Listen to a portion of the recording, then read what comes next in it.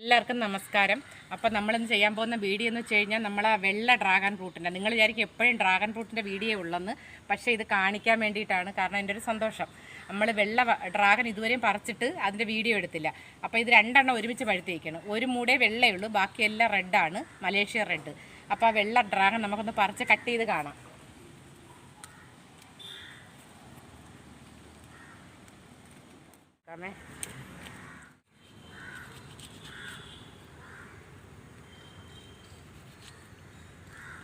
വേണ്ട നമ്മളെ ഡ്രാഗൺ വെള്ള, പക്ഷേ ഇപ്രാവശ്യം 2 ഡ്രാഗൺ കിട്ടി നമുക്ക്. താണ്ട ഇത് 2 എണ്ണം കിട്ടിയിട്ടുണ്ട്.